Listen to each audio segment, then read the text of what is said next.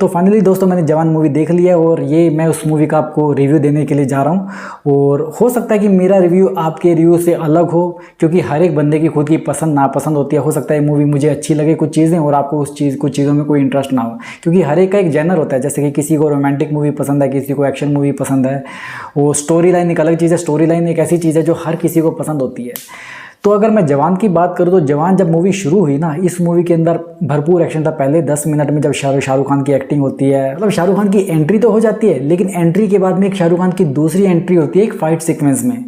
तो उस सीक्वेंस को देखते ही माहौल बदल जाता है, लोगों के जज्बात बदल जाते हैं और आप समझ सकते हैं कि थिएटर का क्या हाल होगा शाहरुख खान को एक्शन करते हुए देख के। ठीक है, तो ये पॉजिटिव बात है जो मुझे अच्छी लगी और मैंने भी इस चीज़ को एंजॉय किया। लेकिन जैसे जैसे मूवी आगे जाती रही तो इसकी स्टोरी मुझे लगता है कभी इधर जा रही है, कभी इधर जा रही है, कभी इधर जा रही है। तो मुझे इसकी थोड़ी सी कंफ्यूजिंग स्क्रिप्ट लगी, उसके बारे में मैं आपको बताऊंगा कि कैसे और क्यों लगी। लेकिन उससे पहले मैं बात करता हूँ एटली की। एटली ने जो इस मूवी को डायरेक्शन इसका बहुत शानदार था। मतलब हर सीन में उन्होंने जान डाल दी थी। खासतौर पर मैं एक्शन सिक्वेंसेस की बात कर रहा हूँ मैं। तो यहाँ पर इस मूवी में कोई भी दिक्कत नहीं है डायरेक्शन के मामले में, पिक्चराइजेशन के मामले में ये बहुत ही बढ़िया एंटरटेनिंग है। लेकिन अगर आपको कहीं पर दिक्कत लगेगी इस मूवी में, वो इसकी स्टोरी से, इसकी स्क्रिप्ट से लगेगी। इस मूवी में ऐसी बहुत सी जगह है जहाँ पर हमको रियलाइज़ होगा कि हाँ ये चीज़ें हमारे सिस्टम में, हमारे सिस्टम को खोखला कर रही हैं। और करप्शन की बात है इसमें। साथ ही जॉन में कुछ ऐसे मुद्दों को उठाया गया जिसे सरकार की नाकामी कह सकते हैं हमारे देश में, जैसे करप्शन है। और एक जगह पर डायलॉग है कि भाई हमारे देश में जो ट्रैक्टर है उसका लोन 13% है और जो मर्सिडीज़ अगर कोई कार खरीदता है तो उसका लोन 8-9% है। तो ये क्यों है? एक मिनिस्टर से पूछता है जवान, जो शाहरुख खान है। तो मिनिस्टर के पास इसका जवाब नहीं होता। खैर इसका एग्जैक्ट जवाब तो मुझे भी नहीं पता, बट मुझे लगता है कि जो ट्रैक्टर होता है वो खेती बाड़ी में यूज़ होता है, मतलब एक तरह से कमर्शियल यूज़ होता है किसान के लिए, एग्रीकल्चर में। तो ये किसान का एक इक्विपमेंट है, तो उस वजह से इसका जो लोन है 13% है, ज़्यादा है। और मर्सिडीज़ होती है या कोई भी कार होती है वो एक लग्जरी चीज़ में आती है, मतलब एक क्लास के साथ में उसका लिंक होता है। कार लोन हर किसी को नहीं मिलता, लेकिन किसान को ट्रैक्टर लोन मिल जाता है उसकी ज़मीन के बेस पे। बाकी जो कुछ भी है वो एग्जैक्टली मैं दावा तो नहीं कर सकता कि जो मैं कह रहा हूँ वो सही है या गलत है, क्योंकि मुझे थोड़ी बहुत ही नॉलेज है, ज़्यादा नॉलेज नहीं है। अब आ जाते हैं फिर से जवान मूवी के रिव्यू पर। अब जैसे कि मैंने आपको बोला, इस मूवी की जो स्क्रिप्ट है वो काफ़ी कंफ्यूजिंग है।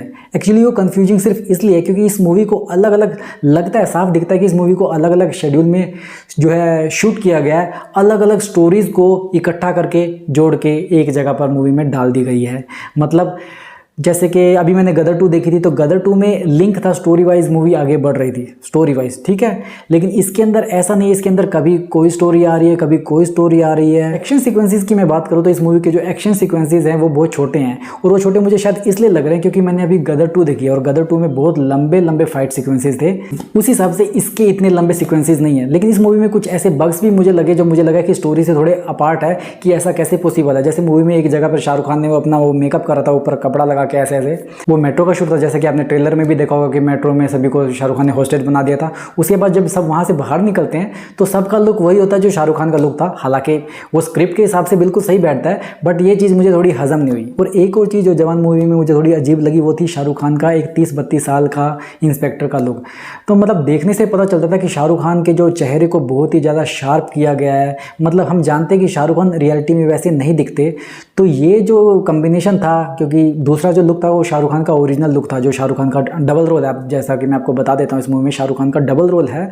तो उस हिसाब से 30 साल वाला जो लुक था वो शाहरुख खान का बहुत ही मतलब बनावटी था। लेकिन 55-60 साल के जो बुजुर्ग का जो रोल था बिल्कुल नेचुरल था, उसमें ज़्यादा कुछ फेरबदल नहीं था, वो अच्छा था।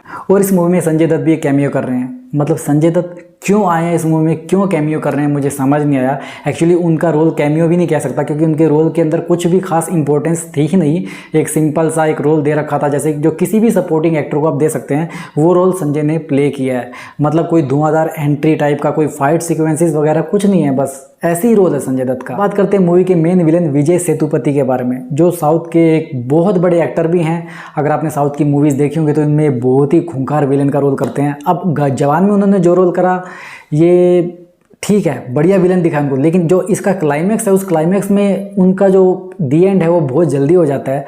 मतलब मूवी 2 घंटा 45-50 मिनट की ये पूरी ख़त्म होगी और क्लाइमैक्स के लिए इस मूवी में कोई जगह नहीं थी, क्योंकि ये क्लाइमैक्स काफ़ी लंबा हो सकता था।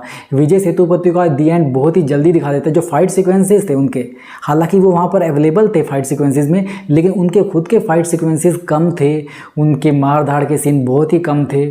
तो इस चीज़ से मैं थोड़ा सा डिसपॉइंटेड हूँ, क्योंकि मुझे विजय सेतुपति को भी एक्शन में देखना था।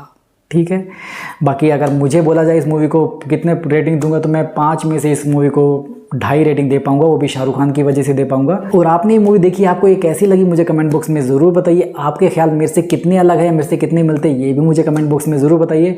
और मैंने अपना जेन्युइन रिव्यू आपको दे दिया है, अब आप देख लीजिए आपको इस मूवी को देखना है या नहीं देखना है। आज शनिवार है, जाइए देखिए, एंजॉय कीजिए, अपना ख्याल रखिए, माता पिता का ख्याल रखिए, अच्छे काम कीजिए, भगवान का नाम लीजिए और स्वस्थ रहें, मस्त रहें और व्यस्त रहें।